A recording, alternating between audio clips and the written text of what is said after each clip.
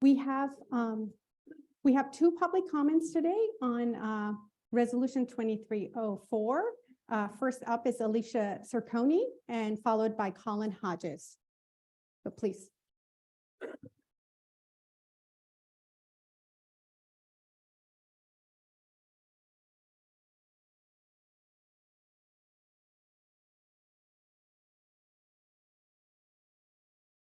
So thanks for letting me speak here today. My name is Alicia Cerconi. I'm a geography master's student at LSU, and I'm here today to talk to you about the ongoing threat to higher education and how much worse the situation at LSU could become as we head into our governor's election, as you guys hear Resolution 2304 today. With the GOP endorsement, it's looking that the new governor will be Jeff Landry, and LSU is not going to remain untouched in his Louisiana. LSU will face funding threats that could affect your salaries and benefits, which I urge you to think about today as you hear Resolution 2304. You will face further threats to the tenure that secures your job and the life you built here. Some of you will face attacks on what you teach, what you research, and what you talk about in the classroom. Your time's running out. To become united and organize against threats to your job and the very nature of higher education, the GOP is currently planning to legislate a ban on talking about racism in colleges, so this doesn't stop at salaries and funding. The state legislature has already threatened tenure in the past, and we're living through what it looks like when funding is systematically cut over decades. I'm here to tell you that these threats aren't going away, and as we enter a new legislative session and elect a new governor, the threats are very real and ongoing. So the question is, how are you going to protect yourselves moving forward? I'm here to appeal to you to please join the union. It's your responsibility to make sure you and your fellow faculty have protections when you're inevitably faced with having to resist the forthcoming threats to your livelihood. The state isn't going to protect you. LSU administration won't be able to protect you. And while Resolution 2304 is an important step, a resolution passed by this body can't be your only plan of action. You still have time to join the union and become organized before we see that how this legislative session and the governor's race means for you and LSU. But I'm just a grad student, so I'm here to appeal to you because I've seen how the union could help us. I've seen how it can help you. My dream is to be part of academia, and so in that spirit, I'm here today to talk to you about this because we're going to see these issues at LSU, and we need to be unified and organized before they happen. And so, yeah, ucw-la.org/join.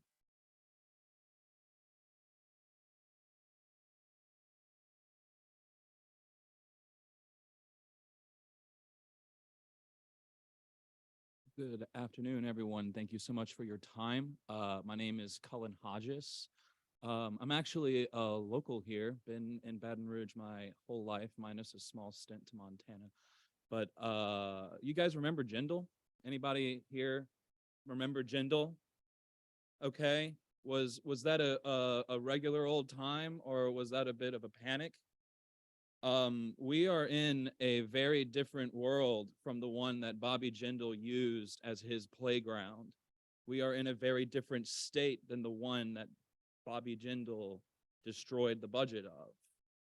We are in a more conservative, more polarized state that is about to elect an absolute demagogue to the governorship. Do you guys know what's going on in Florida right now? You do not need to be comfortable looking at these articles in the Chronicle detailing how the universities in Florida are going to be dealing with their departments. There is no reason for you to feel that you are safe in these developments. And most importantly, and I'm not going to reiterate all of the points about unionizing, but I do support this immediately and fully. Whenever Jeff Landry is the governor, they're not going to come for you equally, okay? It's not going to be that everybody has to look out for their back. It's going to be the most vulnerable and those that are least likely to defend themselves. And let me ask you, are you comfortable with working at a university that is okay with this? I understand that nobody wants that, but that's what's bound to happen And the state is certainly not going to have your back. The administration is not going to have the power to defend you. And therefore, you individually will be just SOL, out of luck. Okay? So I implore you to consider what my good colleague Alicia has put forward today as a very efficacious means of shoring up our defenses whenever a hostile administration comes for the most vulnerable of us, which includes the instructors in Bill Resolution 2304, which is why I applaud y'all's decision to bring this to the floor. And I hope to see swift passage of that, as well as my time passes up, many other benefits that you can possibly provide to the least of you, including graduate students, adjunct faculty, and instructors, before it's too late. You think times are tough now with this board of supervisors, just wait till Jeff Landry. Thank you so much for your public comments. Next on our agenda is consideration of March 22nd minutes. Is there a motion to accept the minutes? Discussion? All those in favor, please say aye. All those against, say nay. Oh, I said discussion and nobody said anything. Abstentions? What? Okay, the minutes from March 22nd Faculty Senate meeting pass.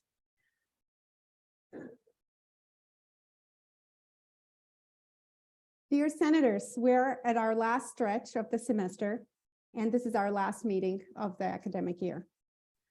Here are some items which I'd like to update you on since our last meeting.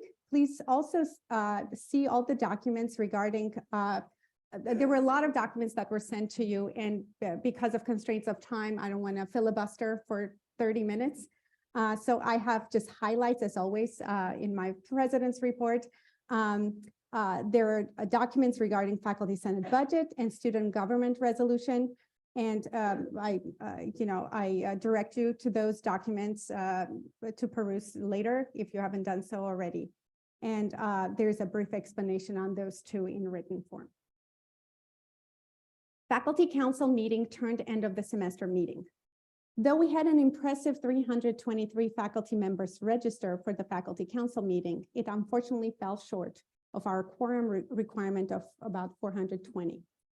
Therefore, the meeting that took place yesterday on April 17th turned into an end of the year meeting with President Tate. I offered a short address to the faculty, which was followed by a longer address by President Tate, who covered major issues dealing with the recently filed Senate bill on tenure and the anti-DEI resolution. The president was very clear on his commitment to academic freedom and tenure. He reassured the faculty that his team is doing everything to protect LSU and the other institutions of higher education in our state from these types of legislative efforts. President Tate also addressed issues more local to our campus, including the crumbling infrastructure, salaries, and faculty recruitment and retention. This was followed by a Q&A by the faculty.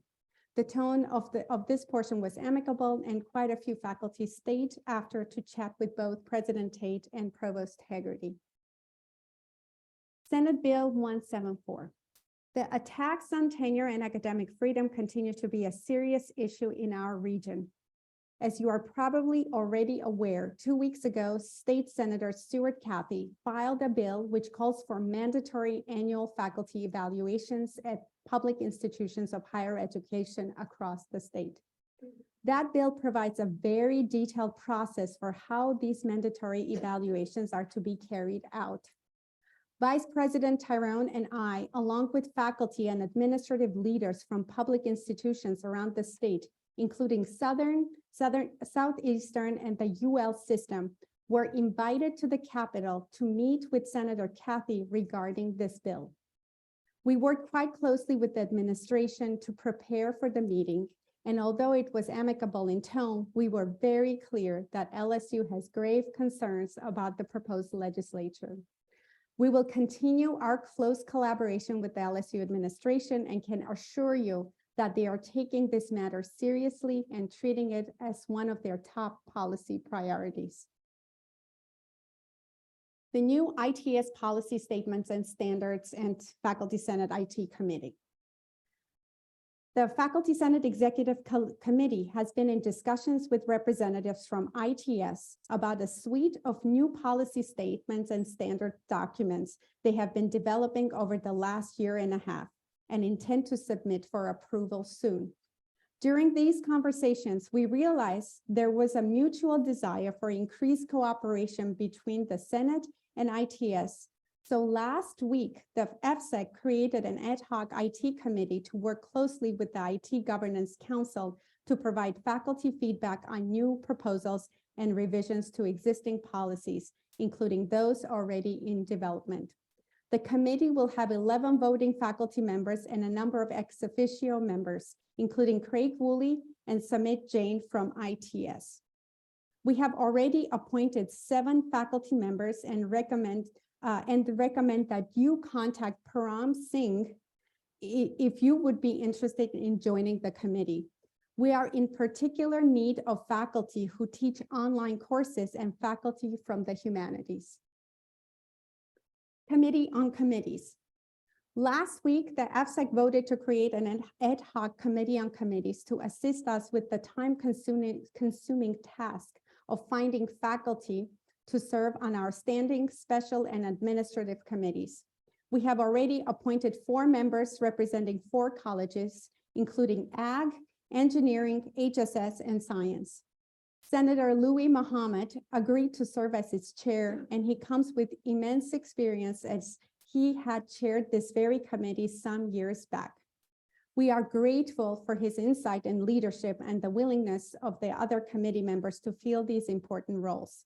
That committee is currently at work to staff some of the vacancies that will arise at the beginning of the next academic year and is in need of faculty for almost all committees, both appointed and elected. If you are interested and willing to serve, please contact Dr. Muhammad before the beginning of the fall semester, when we hope to make the necessary appointments and hold elections for the committees for which they are required. Staff Senate. Early in the fall term, the Senate created a committee to regularly attend staff Senate meetings and identify issues of mutual interest between our 2 groups. The members of the committee have done an excellent job, and it is clear that there are numerous issues on which both Senates might work cooperatively. I am in discussions with Staff Senate President Tammy Milliken about identifying some of these areas, and I would hope that in the fall, the policy committee will investigate various options by which the 2 bodies may formally work together in pursuit of shared government goals. Faculty Senate Coordinator. I am very happy to report that we have hired a new Faculty Senate Coordinator, Tricia Cobb. She's right here.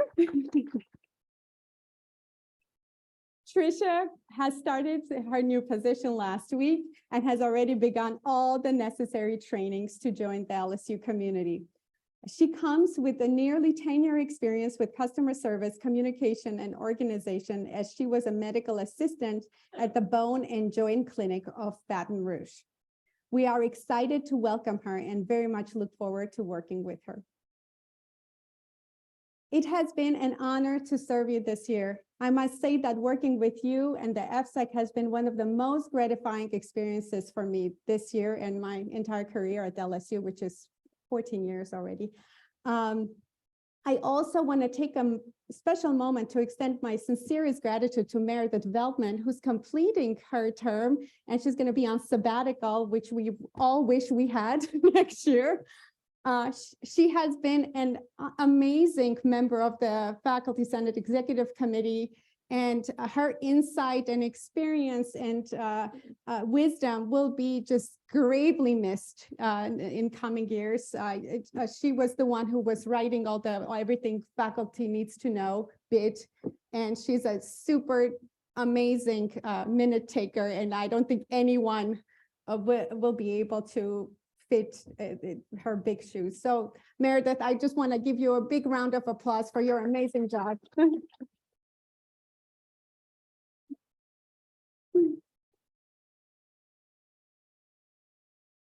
And should I be reelected today, I will continue to better shared governance and further strengthen faculty voices. We are always stronger together. Thank you so much. This concludes my report. Any questions?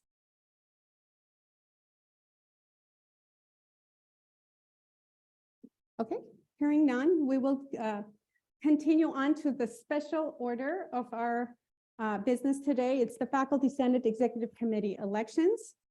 And we have confirmed nominees for President, Inessa Bazayev, Music and Dramatic Arts, Vice President Daniel Terone, Humanities and Social Sciences, Secretary Parampreet Singh, Science, and we have 4 members at large, and we need to choose 2, Scott Baldridge for Science, Kyla Kazichik, Music and Dramatic Arts, James Madden, Science, and Kevin Bringelman, Ag.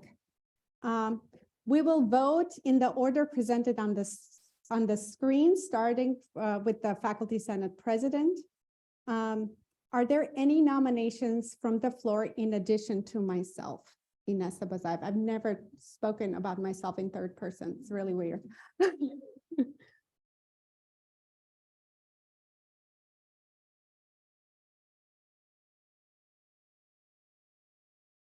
Is there a motion to close nominations?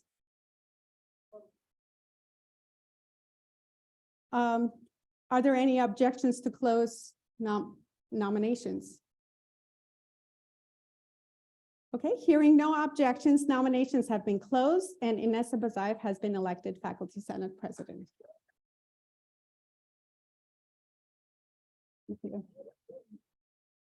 Okay, we're now moving on to Vice President. Are there any nominations from the floor in addition to Daniel Terone?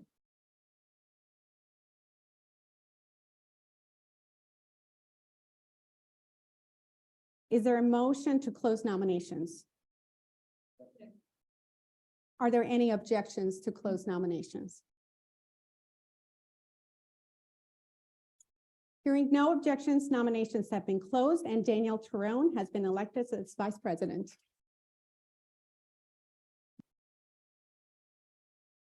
We now move on to Secretary Parampreet Singh. Are there any nominations from the floor in addition to Parampreet Singh?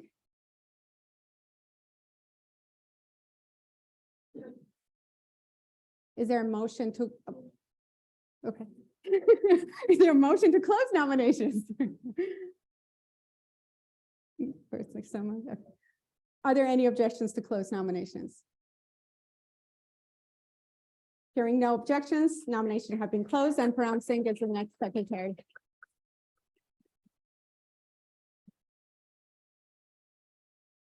Now we move to the more involved part of the elections. So we have 4 members at large, and I will give each candidate 2 minutes to come or. Sorry, I jumped the gun. Okay, here we go. So are there any additional nominations to members at large positions from the floor?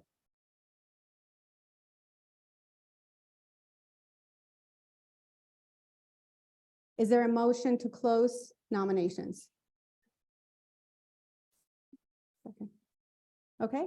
Are there any objections to close nominations? Hearing no objections, we will now invite each candidate to read their 2-minute statement of purpose, and we will begin in alphabetical order with Scott Baldridge.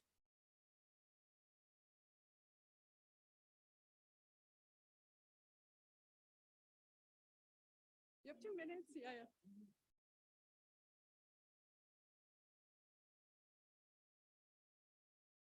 Maybe, yeah, if you could bring that up, that'd be. Been loaded, unfortunately. They were emailed.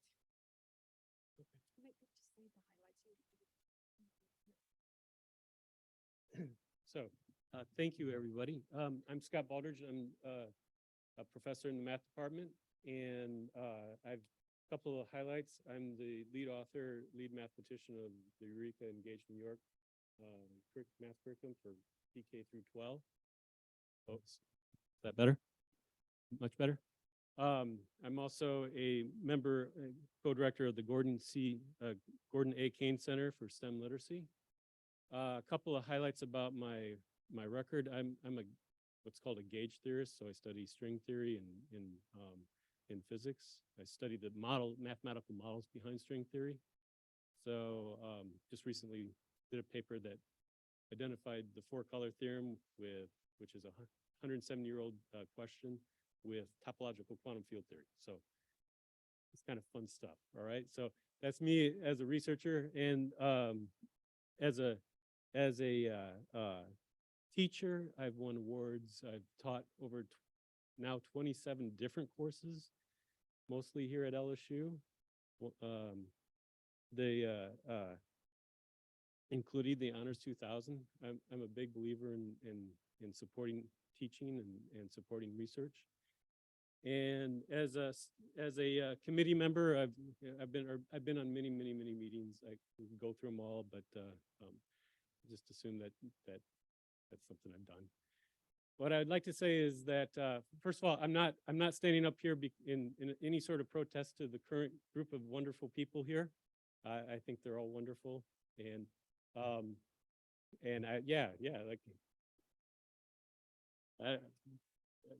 thank you. And I would just be, I went to do this because I have a strong belief I'm an Aristotelian virtue theorist. You know what that means? I believe in the purpose of the institutions that we've developed over 1,000 years. I think these are important institutions, university being one of them. And so I will only standing up here as someone who, that if you vote for me, will stand up for you in that regard. And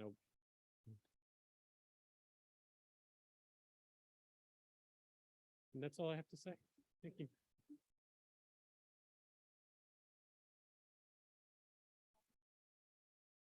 Up next is Kyla Kazichik.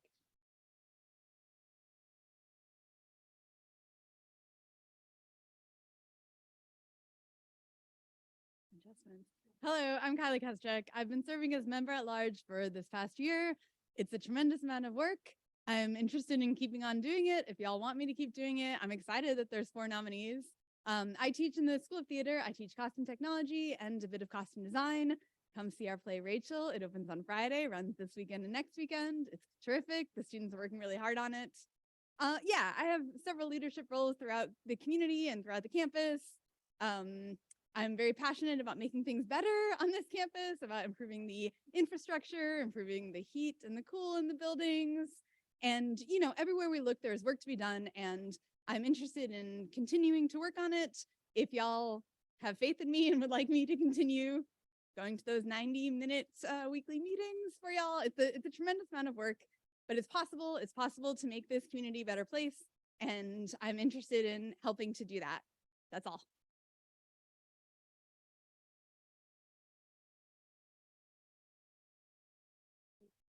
Thank you, Kyla. And up next is James Madden.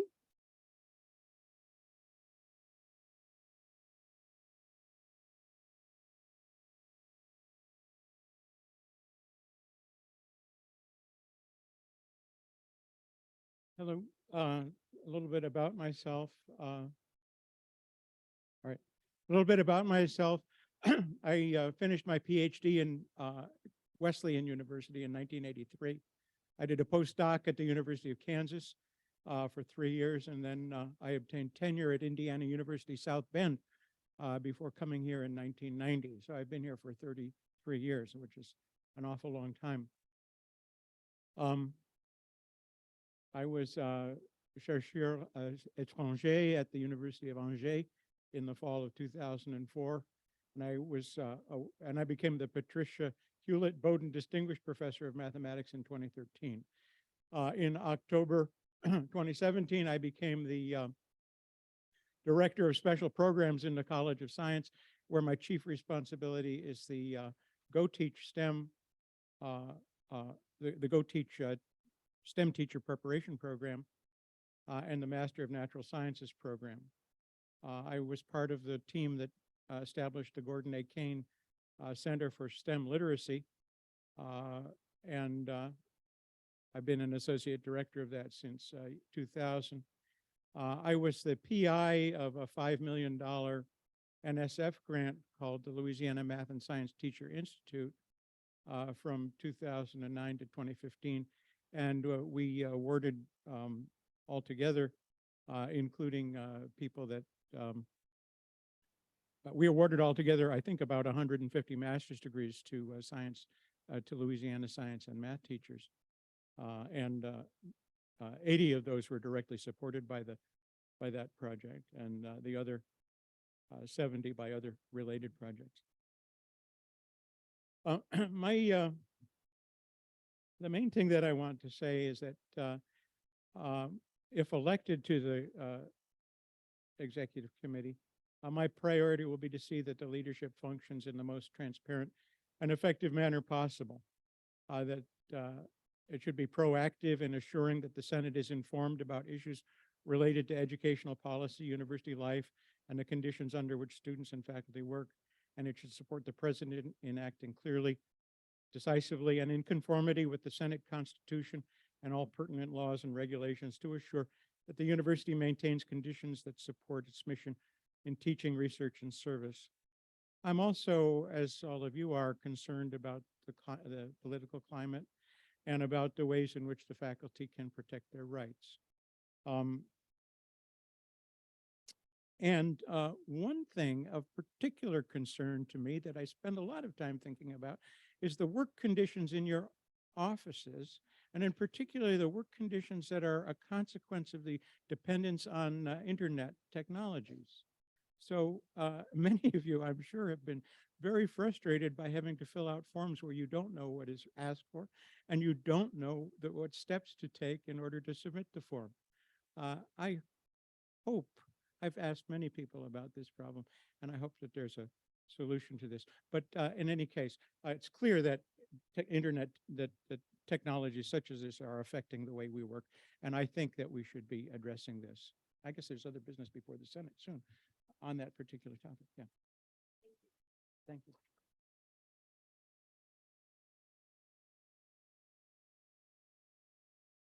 Last but certainly not least is Kevin Ringelman. Hey everyone, you've seen me at this podium a couple times before, and accordingly I've decided to base my reelection platform on more additional mandatory syllabus statements that we can debate in this August body. No, but really, I think that was actually emblematic of how the Senate can function, right? So the graduate students brought a concern of theirs to ours. We debated it. We received a diversity of valid viewpoints. And then given the constraints of these arcane rules we have to work under, we basically rewrote a resolution with 50 people in the room in half an hour. So like we arrived at something that maybe nobody loved, but everybody could live with. And that's how democracy works sometimes, right? So a year ago, I was particularly concerned about faculty raises, faculty benefits, retention programs. We've made incremental progress on those fronts, I think. I was concerned about graduate student stipends. You know, that's in a period of upheaval now. And then undergraduate enrollment with the departure of Jose Aviles, that's likely to change as well. And so I see my role going forward as making sure that we land softly on a lot of those issues and that faculty have input to make sure that students are receiving the best that they can. If there were to be a little bit of lagniappe this coming year, it would be on campus sustainability. So LSU is last in environmental sustainability in a variety of avenues throughout the SEC. And so, I mean, I also teach Honors 2000, right? And so the last 3 years, there's been this huge focus on environmental sustainability, ostensibly geared towards our most diverse and brightest students that are incoming freshmen to LSU. And yet after that class is over, they look around and they just don't see where it's being systemically applied, and they don't see the leadership from the administration in making that a priority. And like, I understand they have a lot of other priorities, But when President Tate goes on a bus tour, like, can we not offset some of these carbon emissions? It's like an easy, nobody loses $35 to pay for your carbon footprint, feel good thing. And I understand there's politics being in an oil and gas state, but if that would be the one piece that I'd like to accomplish this next year and sort of build some momentum behind, that would be it. So let's get on with it.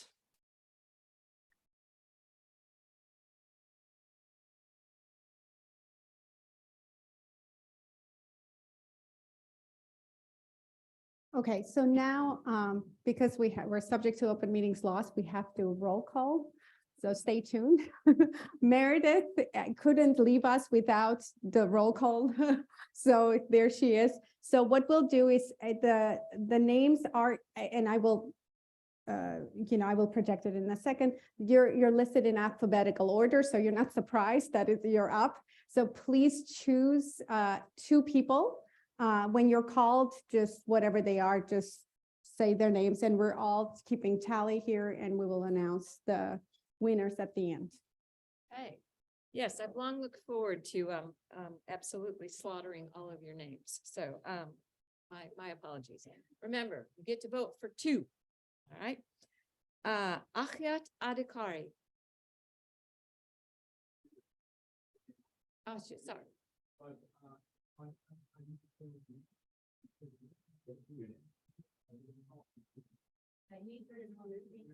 Okay, so we won't do the screen. Fine. Okay, hold on one second.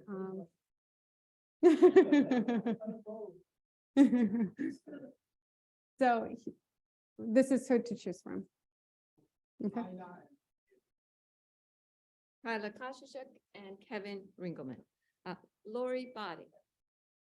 Madden and Ringelman. Lori Body. Beatty, sorry. Madden and Ringelman. Scott Baldridge. Scott Baldridge voting for Baldridge and Madden. Maria Bumpasa, sorry, I'll get there. Bumpasidu. Maria Bumpasadu, Kazushik and Ringelman. John Barnes. Okay. And Estanislao Barrera. Kazushik and Madden. Gerald Baumgartner. Annabelle Glavich. Baldridge and Kazushik. Yeah. Mhm. Pam Bledger. Isla and Kevin. Kazushik and Ringelman. Margot Bro. Kazushik and Ringelman. Kazushik and Ringelman. Kelly Bersini. Kazushik and Ringelman. James Canfield. Elizabeth Carter. John Church. Robert Cook. Baldridge and Madden. Fabio Del Piero. Madden and Ringelman. William Dorier. Carrie Dooley. Madden and Ringelman. Thomas Tutat.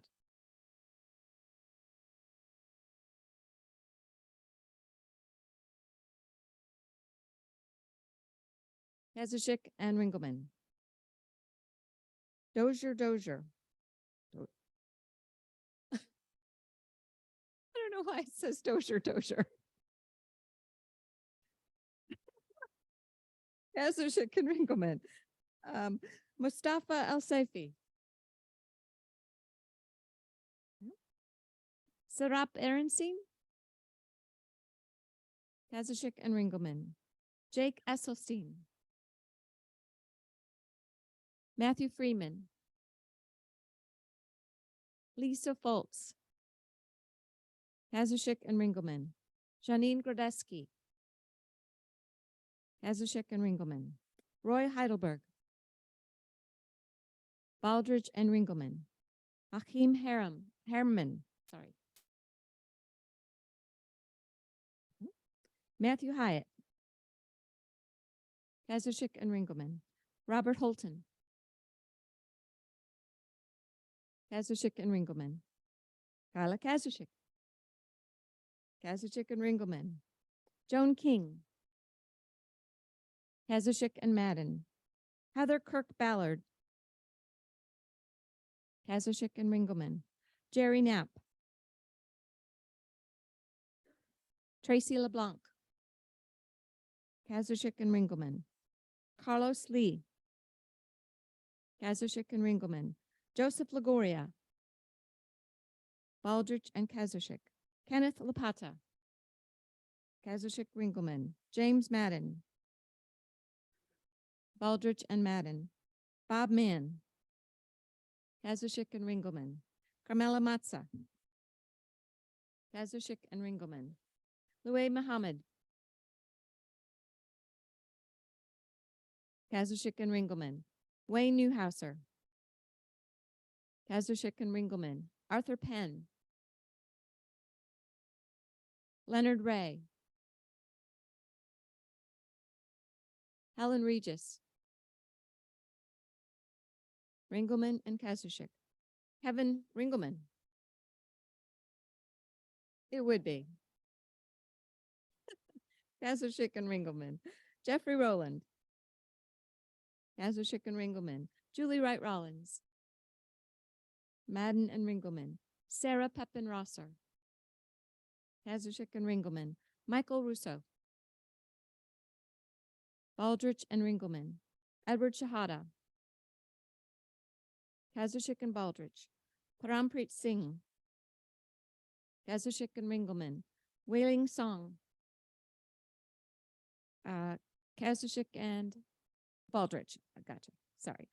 Paul Soto, Kazushik and Ringelman, Brenton Stewart, Kazushik and Ringelman, Michelle Todd,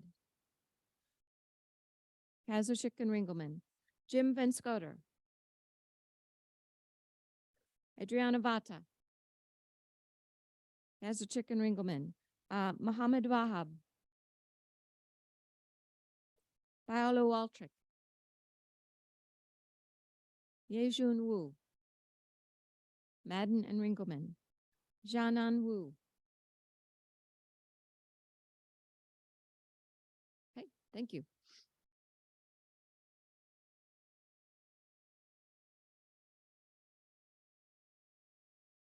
And now advanced math takes place.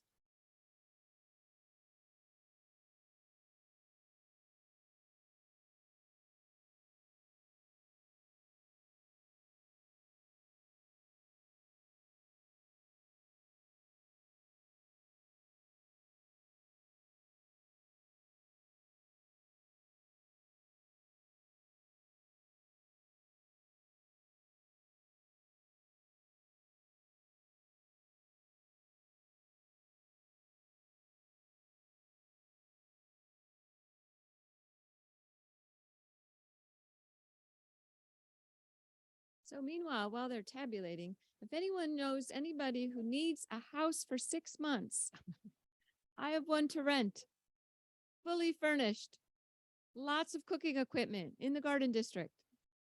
I'm serious. If you've got new colleagues coming in who wanna, I can cut them a deal if they'll take care of my elderly cat. So how much? 3 bedrooms, 2 baths, $1,700 a month. Take care of my cat, I'll cut it to $1,500. No, seriously, if you want to get a hold of me, that'd be great. August to beginning of January. Just fill in the moment,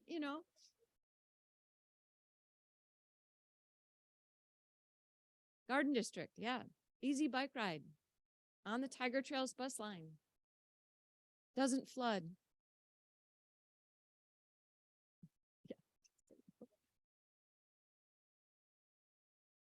We have winners.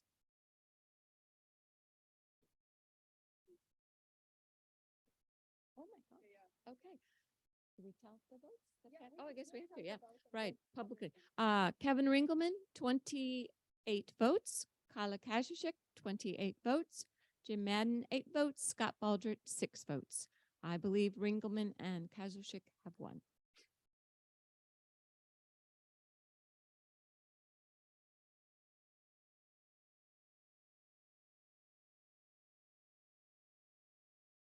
congratulations to all the winners today. I don't know, or we're just damned next year. Uh, So we will now move on to unfinished business, and it's proposed revisions to the Faculty Senate bylaws sponsored by the Policy Committee. And Jeffrey Rowland will come and read it. Yes.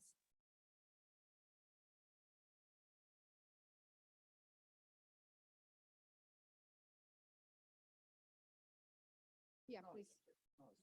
It's not a special election. Yeah. So the Constitution and bylaws require that the third member at large is selected from the incoming cohort of senators. So that is conducted in the fall once the new senators have been seated. So that's why we're now at 2, and then we'll elect the third one for next year then.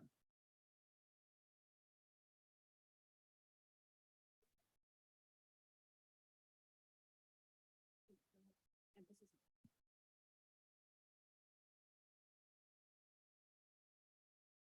Okay. So, as you all know, one of the things that the policy committee did, over the past year was revise the Senate bylaws. You should have all gotten a copy of the red line, around the time of the last meeting. So today we are here to hopefully, adopt these things. So pending one very minor typo revision that I noticed in reviewing these, on behalf of the policy committee, I move that we adopt these revised bylaws.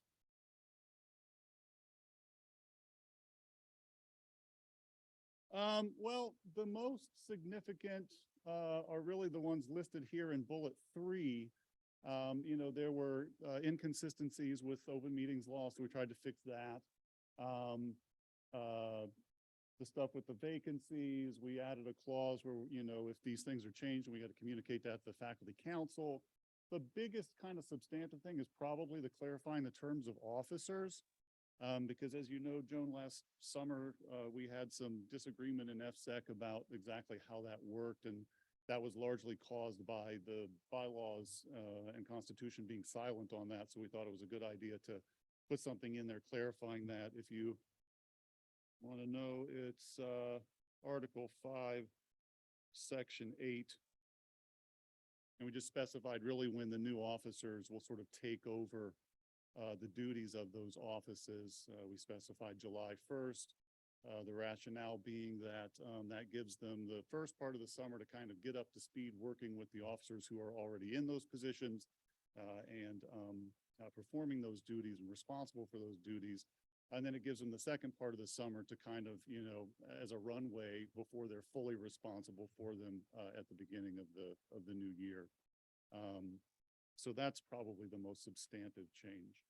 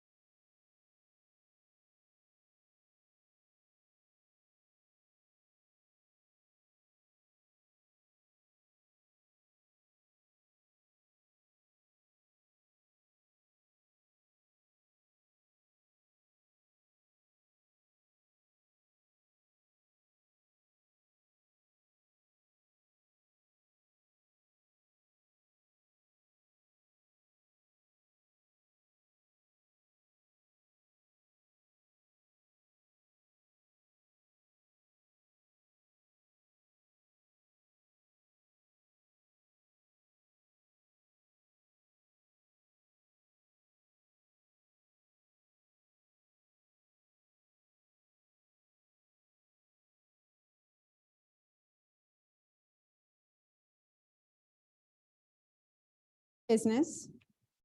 And it's resolution 2304, proposed increase to faculty instructor salaries in the College of Humanities and Social Sciences. And I'd like to invite Lauren Coates, the co-sponsor, to come and read it. Thank you so much for being here. And we have several, I think 3 senators who are also co-sponsoring, and a whole host of department chairs from HSS sponsoring.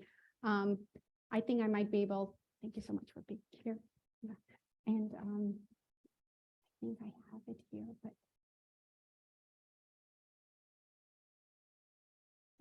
I don't want scrolling down. That's what you did. Thank you so much.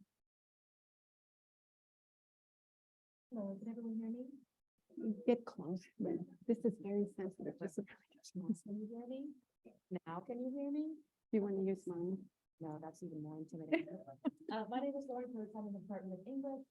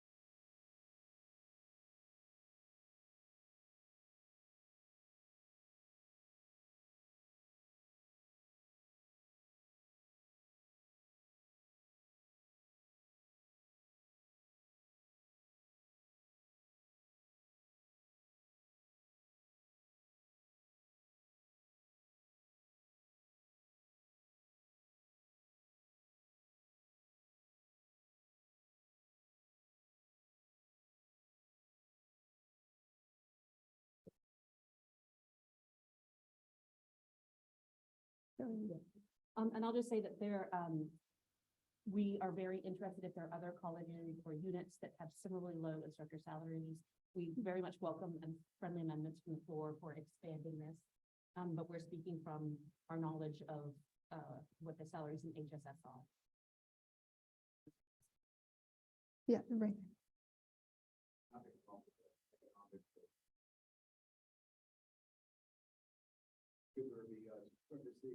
Can you show me the departments you have again?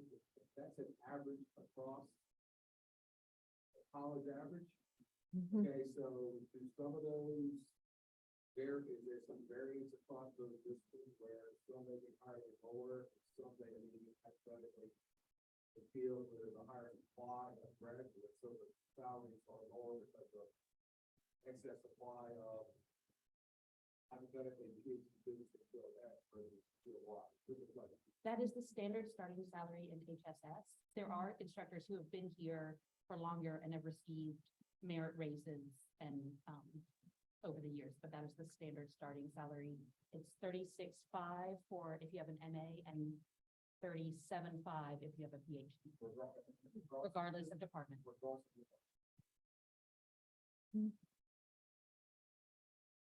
Yes. Can I just add one thing? Last year, we attempted to do an external hire in my own department for a one-year instructor position, and we had, I think, 9 people turn us down. Like all 9. Mhm. Mhm. Yeah, over there. Or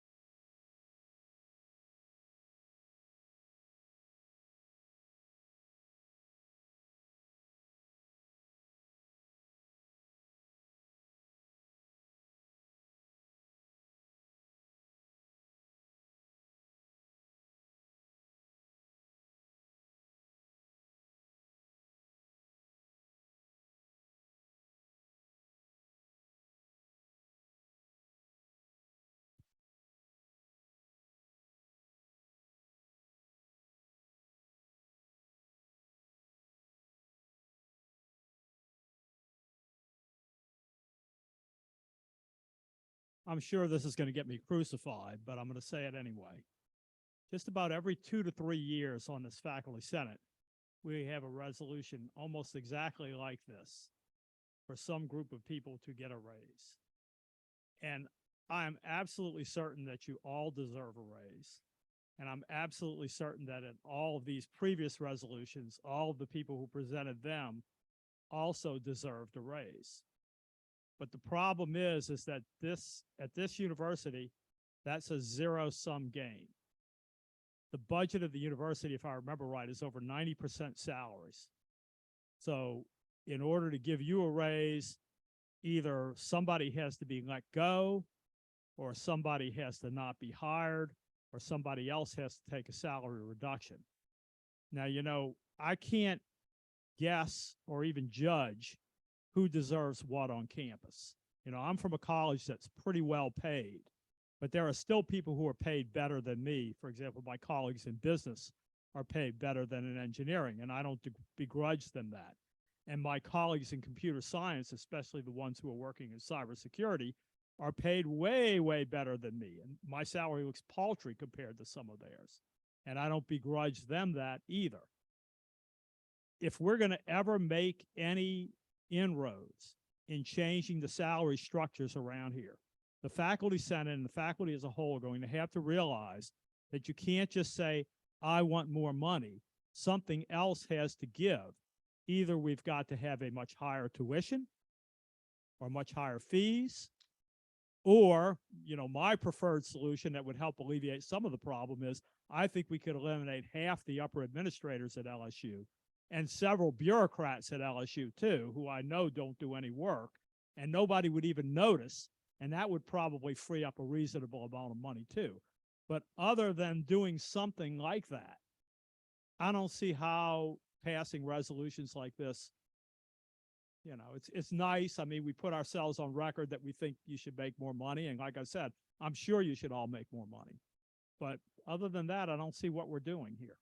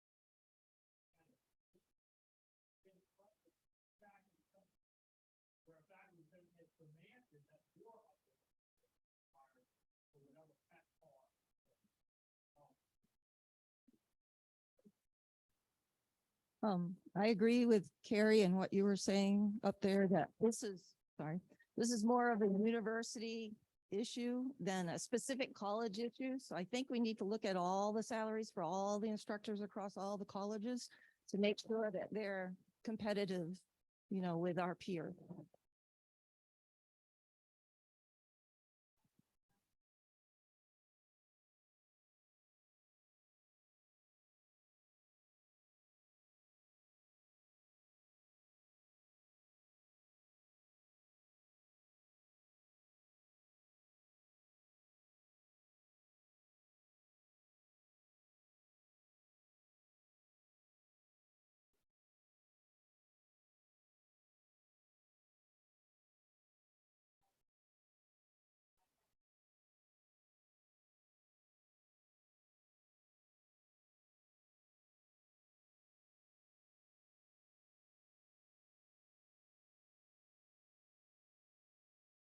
I want to correlate what was just said with two items.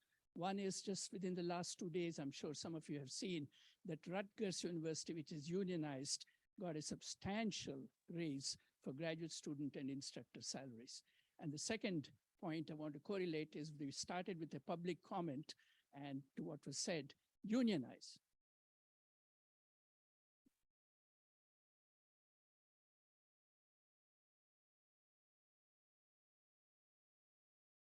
So I'm sympathetic to this. As you know, Lauren, being on the benefits committee with you last year, and I worked with you when you were doing that, gathering that information. I have two questions. One is just kind of from a practical standpoint to understand, because this is very specific to HSS. This is a very impressive group of people that you have sponsoring this. Has this just been brought straight to the provost or to the office and, to address issues like you've raised? And what has been the response there, just to get an understanding of the context? And the second thing is the whereas at the end, it says commensurate with state and regional averages. What averages? And is this going to be, like, how would this be distributed, kind of related to Joey's question? Are we saying raise the starting salary to the state and regional averages, which would make, there would be some discrepancies there statistically? Or are we saying that, we want the instructors to be paid in some graded scale, like a GS system is what it looks like, that looks more like a civil service type position where you have so much experience and this is how much you're going to get paid? There are a lot of compensation complications here that I don't think this particular resolution addresses clearly.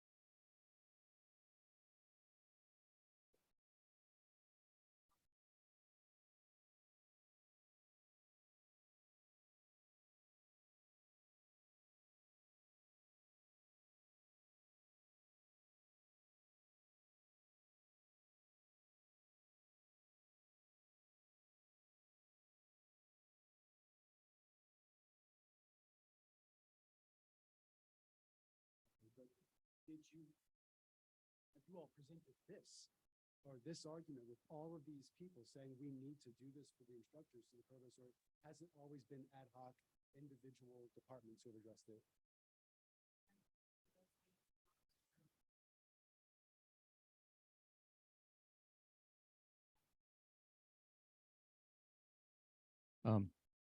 Ed Shahada from Sociology, Criminology. I'm 110% in agreement with this resolution, with the spirit behind it. I think the salaries for instructors in particular are disgraceful and flirt with some ratio of the poverty level with if you factor in children in this country. Couple of things. Number one, I would echo Carrie Dooley's comments. Not only must we be, I think we as faculty should take a look and seriously review administrator salaries, but the staggering cost of their support units.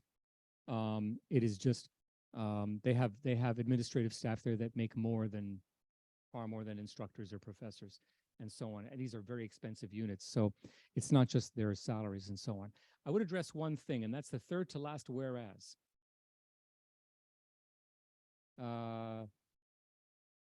Four-year full-time, four-year universities, whereas the pay average, I don't have my glasses on, HSS, see that one? That's a good point, but it's kind of an empirical non sequitur. It's not really, somebody's going to pick this apart higher up. It's not, you can't compare the HSS instructor salaries to all other four-year universities. You need to compare HSS instructor salaries to HSS instructor salaries at other four-year universities. And if you find that it tends to be equal or less, then they kind of shoot a hole in your argument. So I would either take that out or refine it or something. I bet it is, yeah.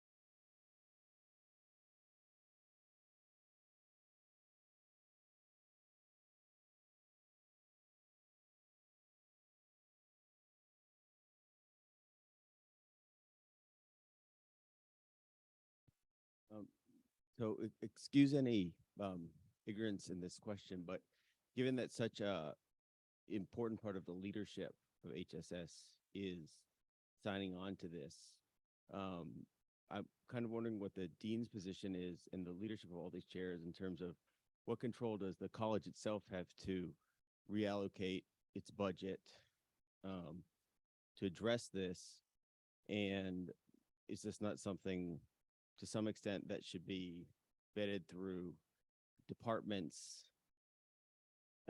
beforehand, so for me to understand how that budget allocation works and why it's set at this rate?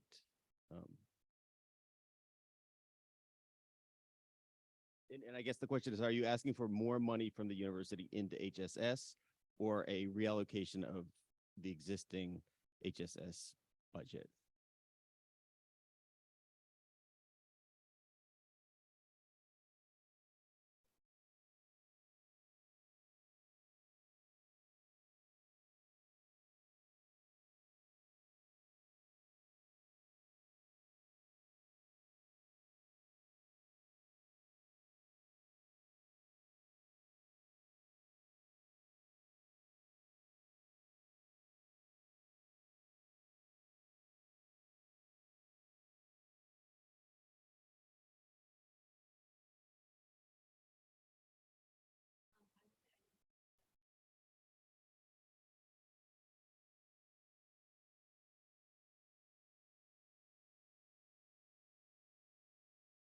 Yes, that was the point I was going to make.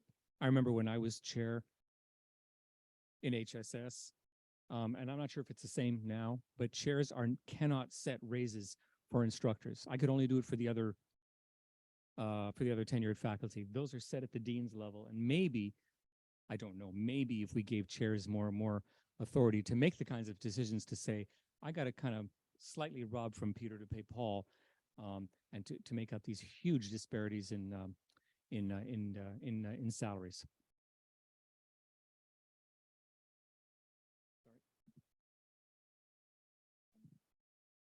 Thank you.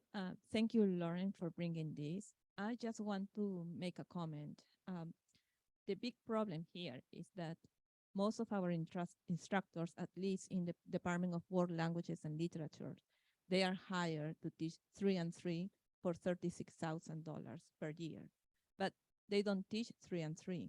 They teach 5 and 5 or 6 and 6. And so that creates a huge issue because this is the problem really, that we are hiring by so low and then mounting on them so many courses. And that's why our students are complaining and coming here to tell us, give us a policy to tell us when we are gonna get our grading, because we have instructors without teaching assistants that are teaching 125, 150 students per semester. That is the real problem. So we need to, I thank you again so much for bringing this. Rafael mentioned this yesterday, and I think that we need to draft this proposal in a way that we show what is the real problem. The real problem is that we are hiring people for 3 and 3, but they end up working 6 and 6. And that is really, really hard. It's really, really hard to have 125, 140, 150 students per semester. Do you know how your email comes in without teaching assistants? Because you don't have teaching assistants for these classes. So it's really stressful.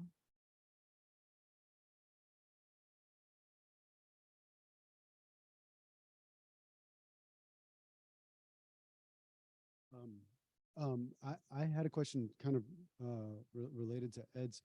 So as a chair, when I want to hire somebody, I get told by HR, well, I get told by my dean by way of HR that this is how much I can offer, because they've got a lot of information about salary structures and compensation models within HR.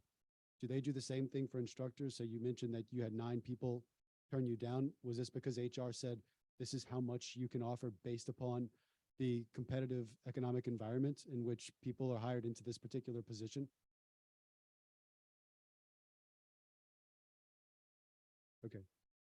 Right. And so perhaps there's a way of gaining from HR, because they have access to a lot of these compensation databases. Maybe we could push them to give more information to find out if we are actually paying in a competitive way, and that would give much more substance to the case here. Just a suggestion.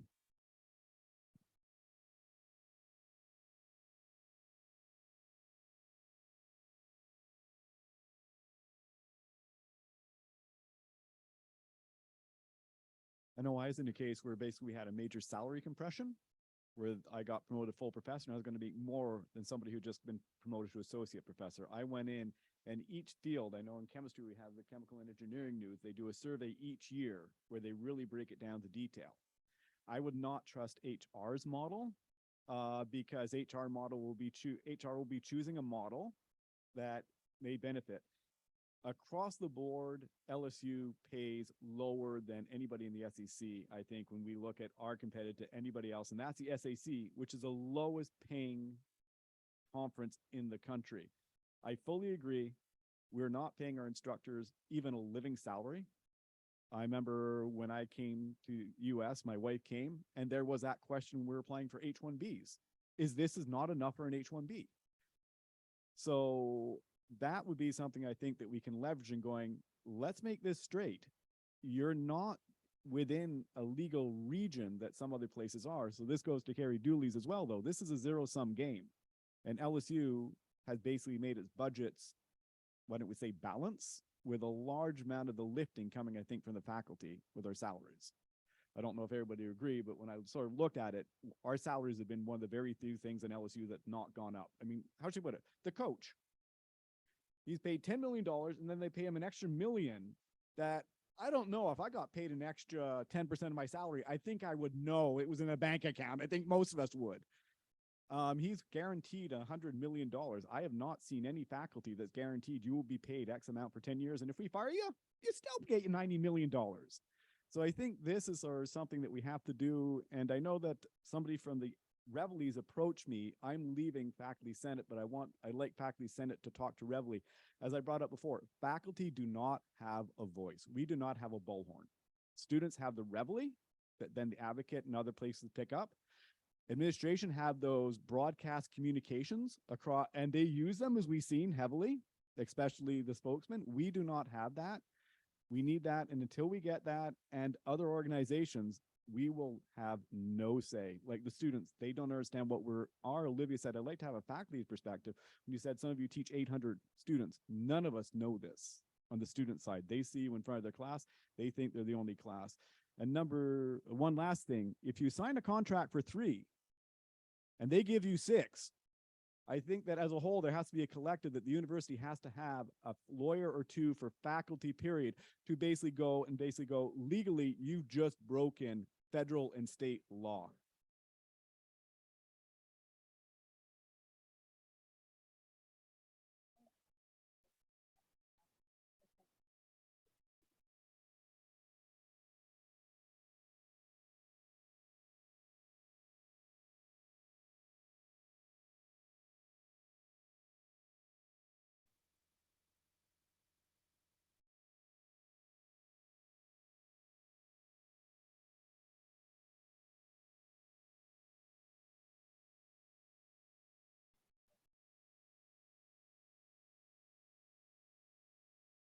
Okay.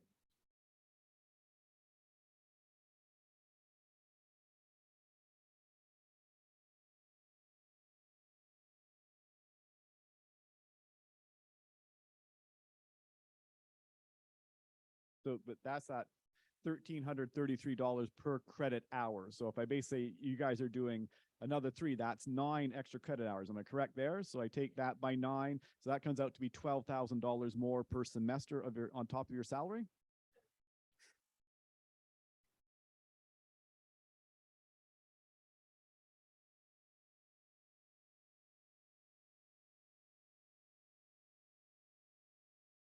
Yeah. Oh, no, I understand the situation they're in. It's sort of similar to when they get somebody for summer school and then the university goes, if we don't get this amount of enrollment, you're done. But I do have 2 questions that we can basically address what Carrie said. We have a new influx of students that I think all of us have been hit by. Where did all that extra tuition money go? I want to see a breakdown of where all that extra tuition money that's basically put a lot of overhead on us go. Because that should be, as Carrie said, that's adding to that zero sum to make the total bigger, and that should be going to faculty salary because we want to put it the stars. We're the ones that are in front of the class lecturing, driving all of that.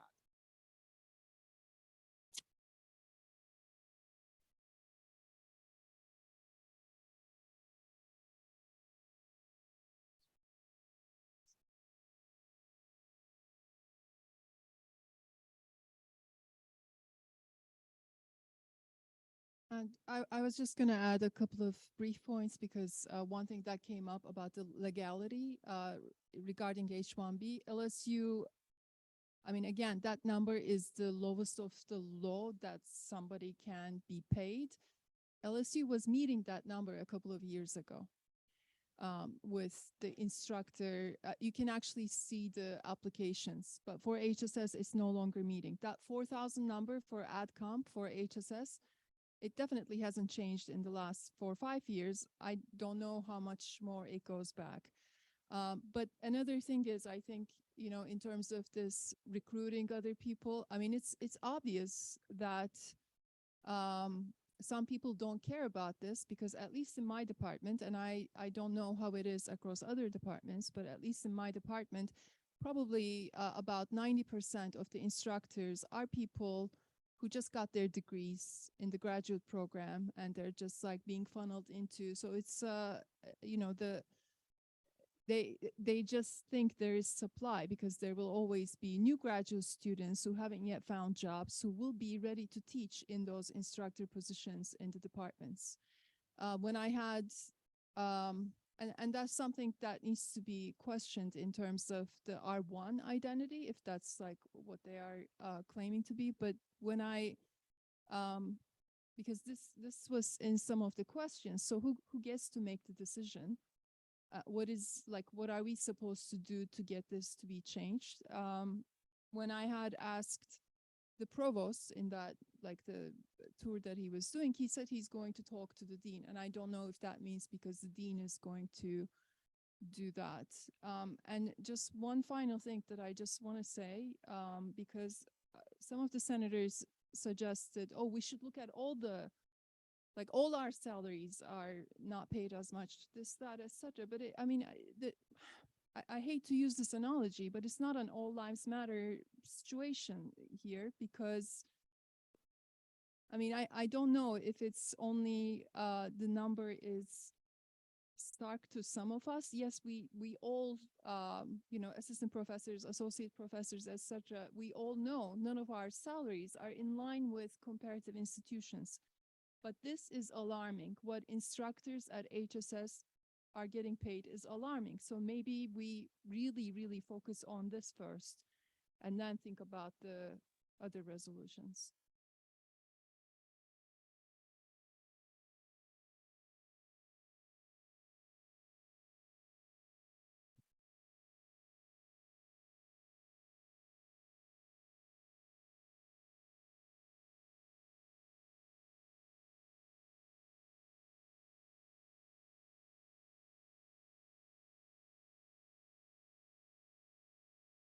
I just want to reiterate that we need to look at all instructors in the whole university, because as a faculty senate, we represent the whole university, not just one college.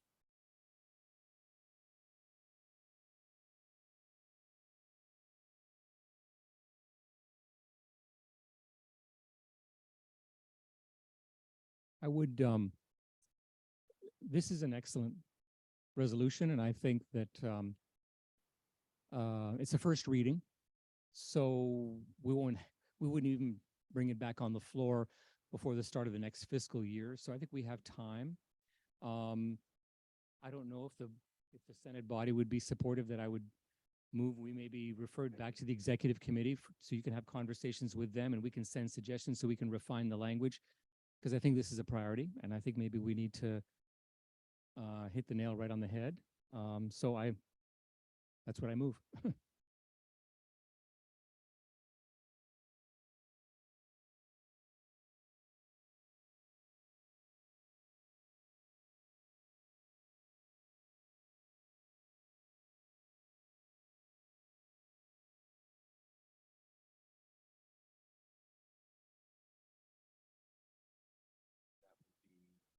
up then, or is there a process to bring up? Oh, okay, that, oh.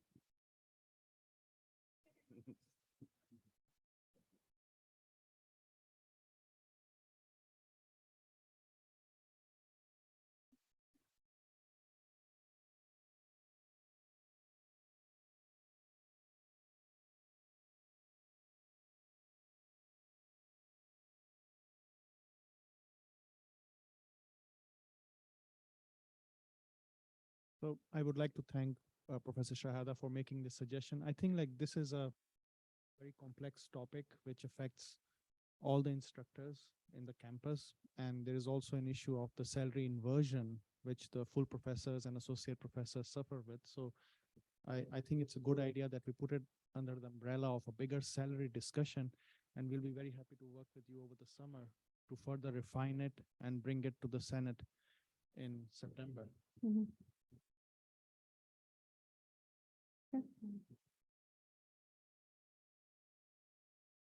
In terms of the refinement, so I assume that there for the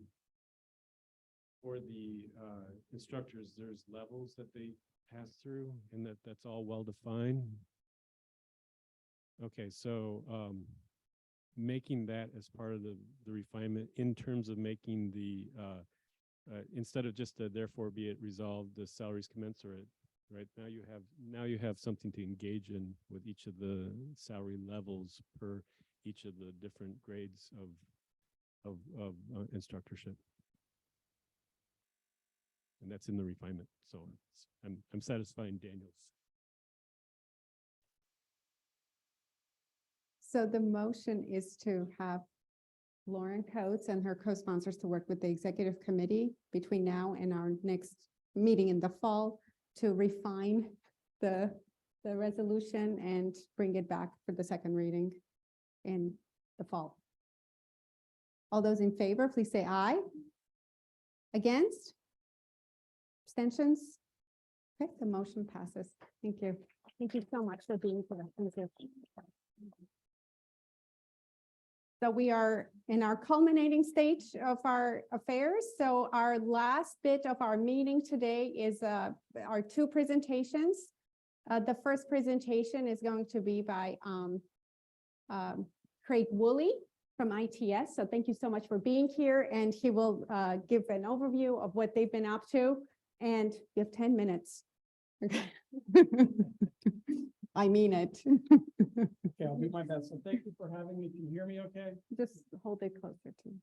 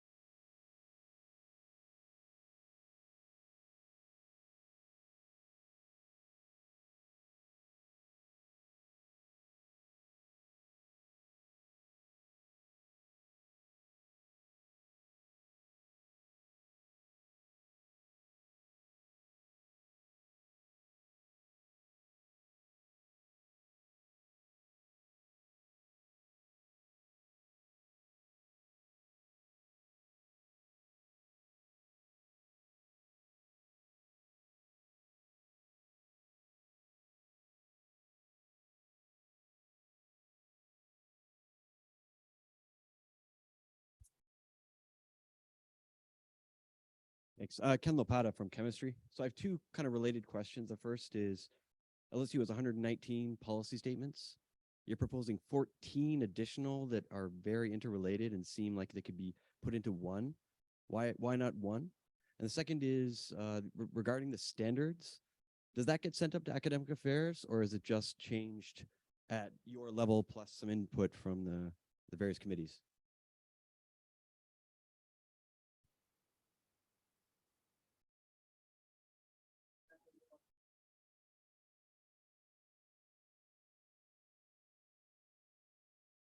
Right. So essentially the policy statements will go through the full process and then the standards will not, correct?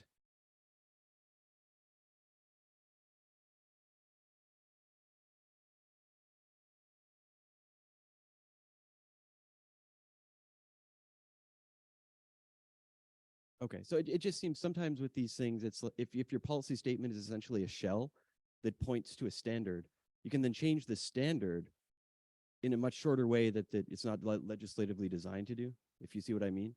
So it's just a concern that I have. Maybe, we'll discuss perhaps later. It's just, it seems like my understanding is I didn't see many, if any, other policy statements among the 119 or so we have that had a similar structure, where the meat of the argument is in a separate document that isn't updated in the same way. Just a comment. So maybe it would be helpful to think about why that's so necessary in this case.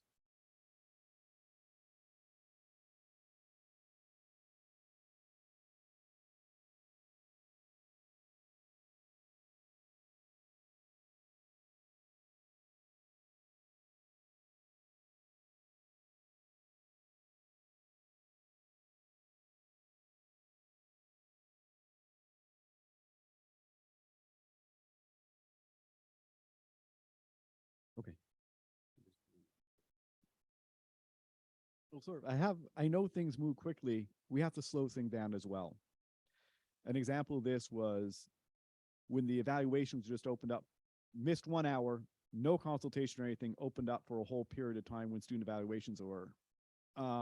This idea of being able to bypass some of the when it was a structure the university has been put in there over centuries and decades to correct for any malfeasance in case it happens. This doesn't allow for that. And that's where I'm extremely concerned, especially when there are changes. We don't get told there are changes unless we go actively learn. As Dr. Lapata just said, we have 123 policies to know. I don't know 123 policies. I'm going to be blunt and have to be able to do my job of knowing NSF, all my funding policies, everything. A standard human does not have that bandwidth. And what a lot of us is very worried that there's going to be a loss of separation of private versus work, because a lot of us take devices home to do a large amount of work for free, spending money on our own internet. And I do not get a cell phone from the university at all. I have to use my own cell phone. I have to pay for everything. Then the university is telling me I have to use that. I don't think that's right. If we're going to go with this policy, the university must provide me with a computer and a cell phone that I can isolate from my private life, because I don't want the university knowing, oh, Robert went and bought some extra computer stuff on Amazon, this, and say somebody wants to do it. So I'd like to sort of see a brick wall put between my private life and my work life on this area. Because, in summer, I cannot be paid for 2 months. I go traveling to Europe and so forth. My wife's from Poland. Some may go, oh, he visited a strange country. When I went to China, I got interviewed when I came back because of that. So there are very big concerns about, say, a big brother aspect, especially if we're not informed about changes that are happening.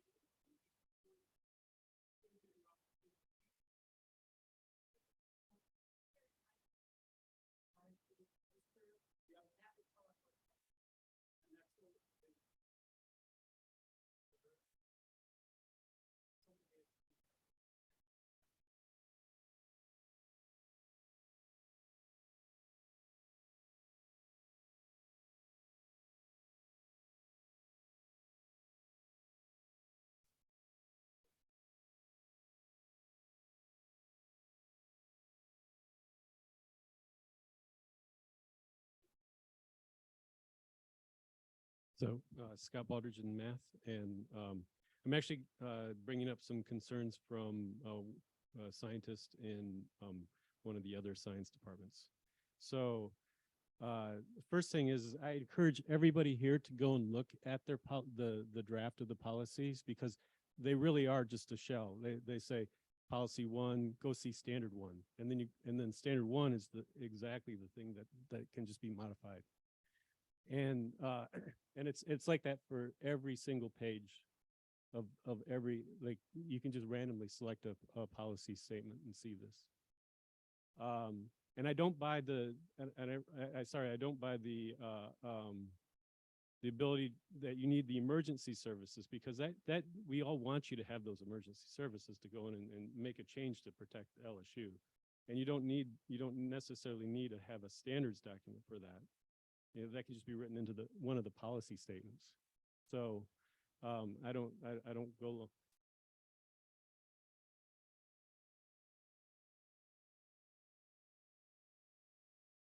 Okay, so even that I think we should slow that down as well then, because I'm not saying that you would do it, but kind of the way that the policy statements are said right now, that you could do it, you have a standard that says we will select the operating system, and you could, I don't mean to scare anybody, they're not going to do this, okay? But they could just say, from now on, we're just going to use Microsoft. And you can only use Microsoft. So, but in the sciences, that's a big disaster, because we have all these programs running on Linux and Mac and so on. We couldn't even do our jobs. So.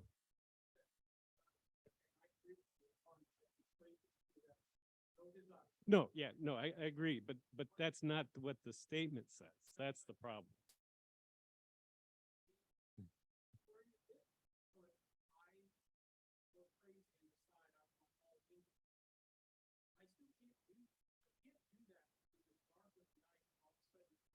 Right.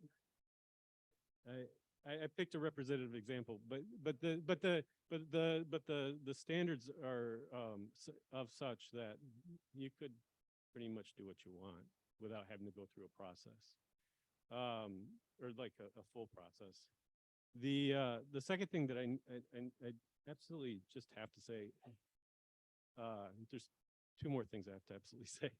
One of them is that the exceptions. I just talked about the TELUS of the university. The TELUS of the university is to help the researchers do their job. So you know, like from an administrative standpoint, from being helpful, the less roadblocks you can put in my way, the better off I am able to do the things I need to do to make LSU shine. And that's from a teaching standpoint and from a research standpoint. So every time you say, oh, well, there's just another exception and another exception and another exception, you have to fill out this form and you have to fill out that form and you have another form to fill out. Well, guess what? I get lots of forms to fill out all the time. And then you're throwing on yet more forms. And I would look for the administrators, since we have several of them here today, to actually look for ways of streamlining get rid of the roadblocks in our paths instead of putting more of them in front of us.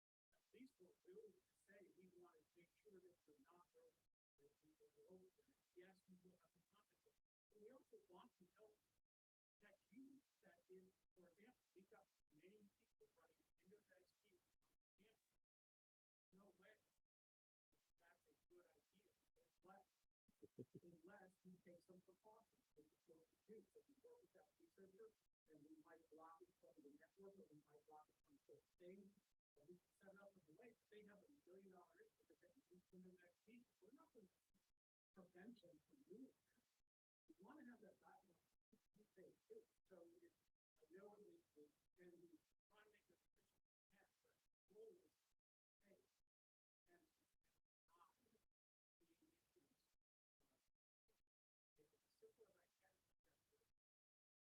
So, so then I have questions from my colleague. So, will all the devices that connect to LSU network be monitored? Yeah, so you VPN into your from home on your laptop. Will once you VPN, will every website you visit be monitored?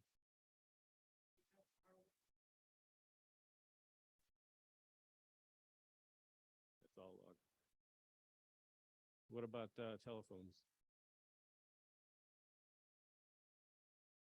Like if you're right,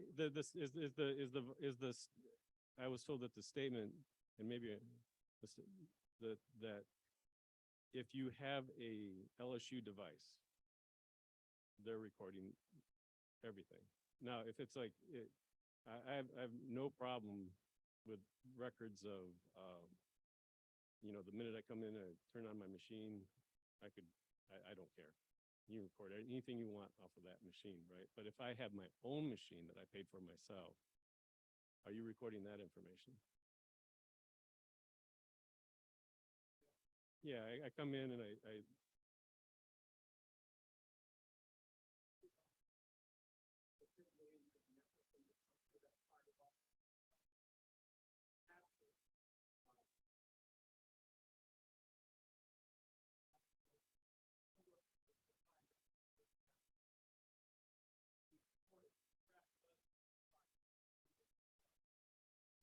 so all that information will be stored.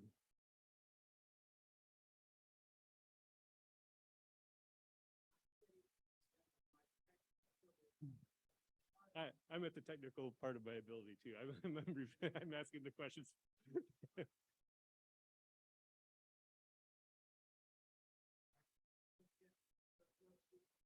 Yeah,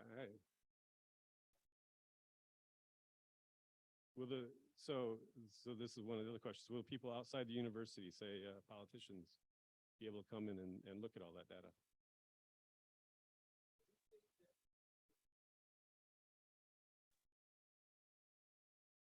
And I agree. I totally agree with like if it's a public machine that was purchased by I'm not against any of this, that part. But I'm talking about people who have concern with privacy.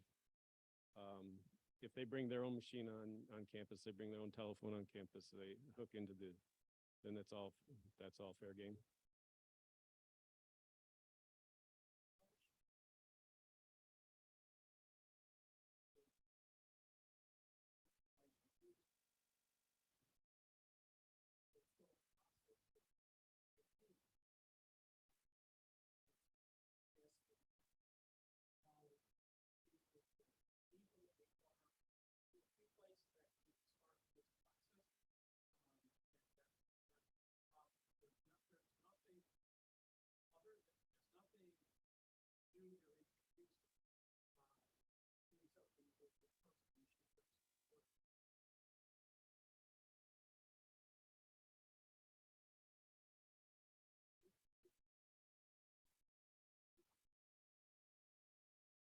So here's what the professor says. So I just because he can't be here. ITS has set up a system where they have written PS statements, but alterations to those statements can be injected to the PS statements with little or no oversight. To me, this is a huge problem, and plus all the power squarely in the hands of ITS. Another thing he says is, let's see. The second thing he says is, on the other hand, they just have no real understanding that this is not a Fortune 500 company entirely dependent on Microsoft. And these discussions are like banging your head against the wall in terms of getting them to really engage.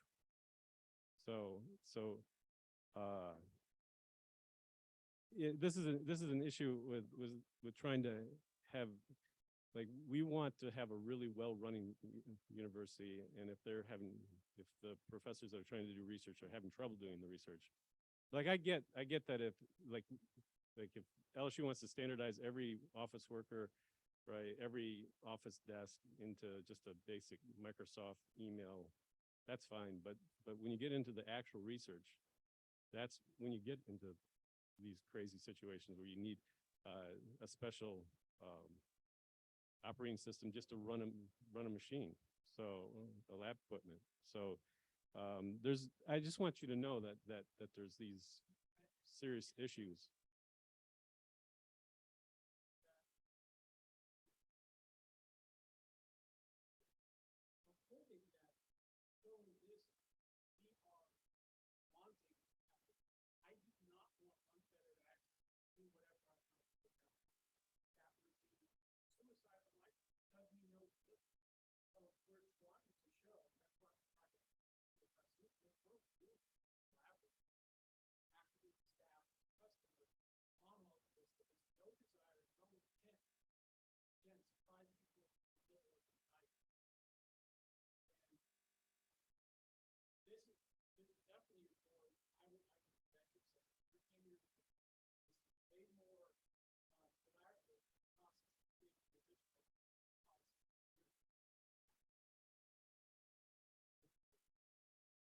So,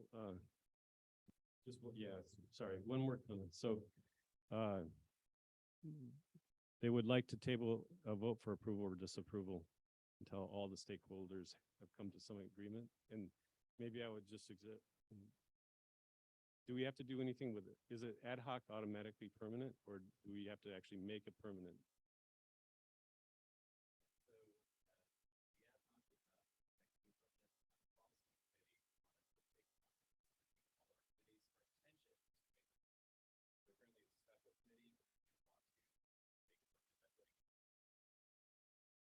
Thank you. Thank you for answering the questions. I know I know you're in the hot seat, but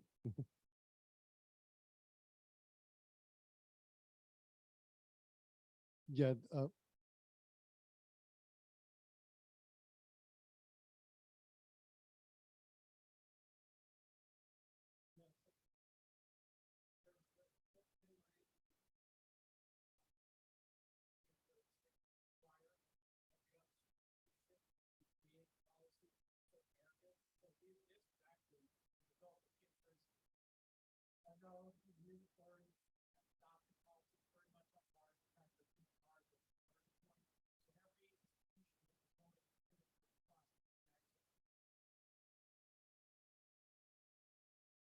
so my question is directly related to this. I share a lot of the concerns, and I'm a little nervous now that he's spoken, but I'm going to ask this question more directly.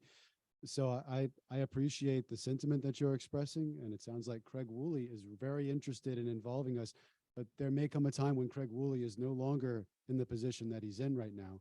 And this is what's going to then govern how these things operate.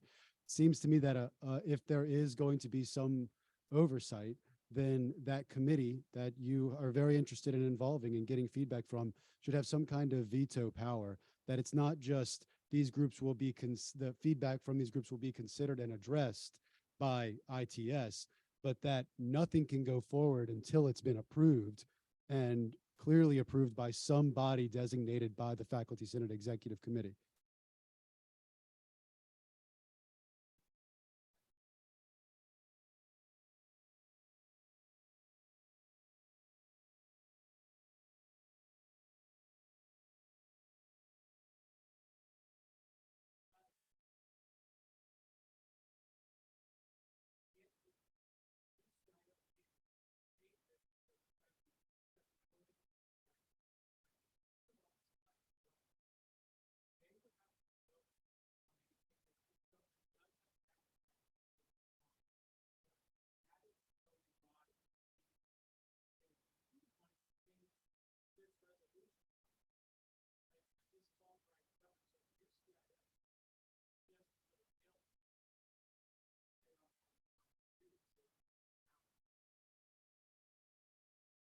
So the envisioned structure then is that the IT governance council, which designates LSU A&M IT governance subcommittees, that would be the decision-making body. And that body could not make a decision until whatever was proposed could come out of the designated LSU A&M IT governance subcommittees?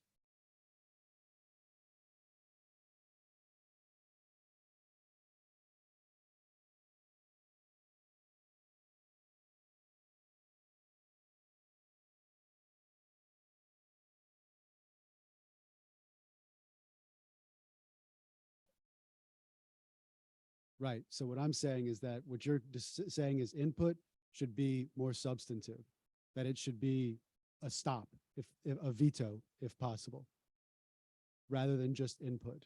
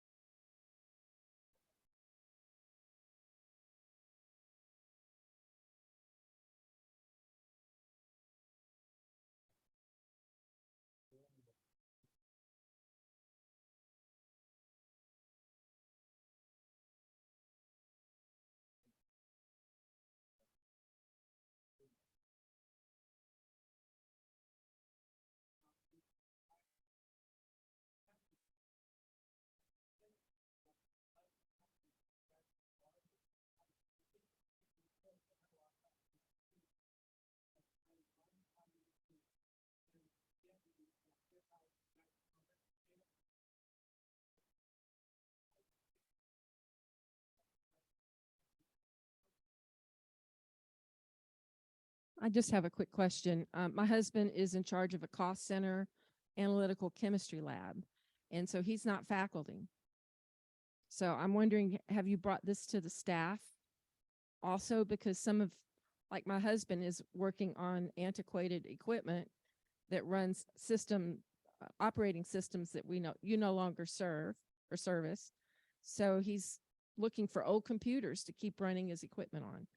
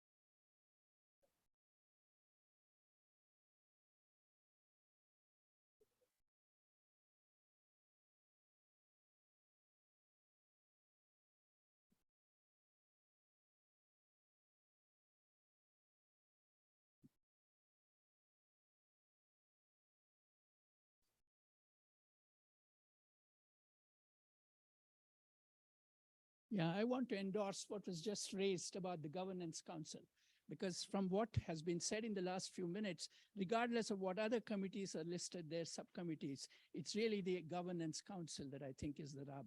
And we really have to be careful that if there are only 2 faculty out of 13 and the rest are administrators, it's the kind of thing LSU suddenly decides that they'll go only with Microsoft and not Mac or anything like that. That is simply not acceptable. And I would urge the Faculty Senate and the Faculty Senate Executive Committee to keep a very sharp eye on passing these, on what will be the composition of the IT Governance Council and what will be their authority.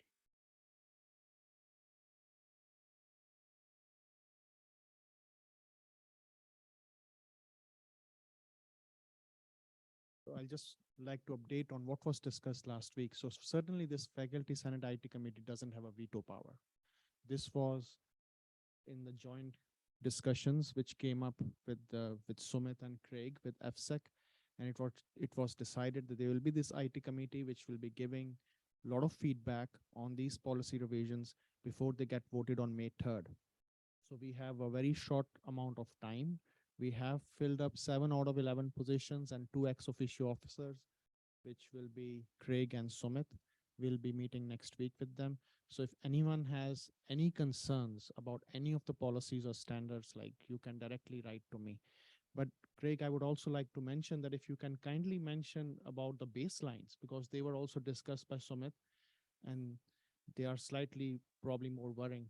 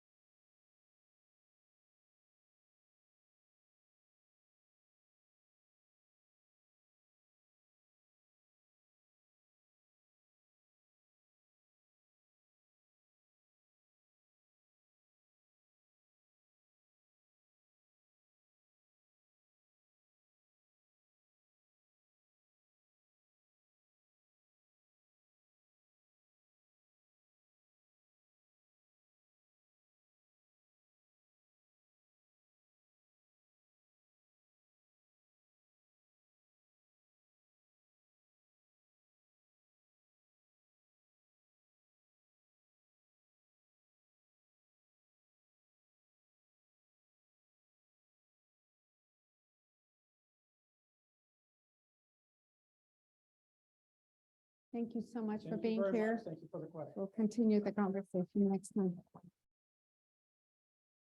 Well, last but certainly not least is Professor Samuel Snow, and he will be speaking to us about Heterodox Academy membership. Thank you so much for being here, and thank you for your patience. Thank you, and good afternoon, and thank you all for your patience. Just real quick, there's flyers over there, Heterodox Academy. My name's Sam Snow.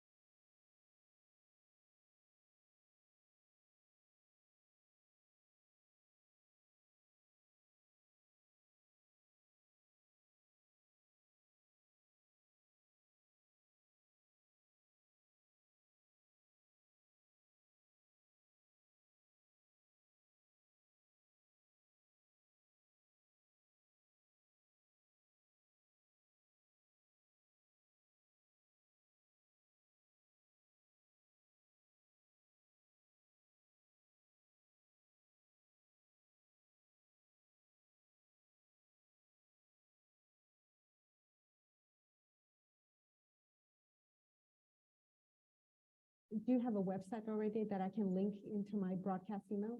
Yes, Yeah. there's a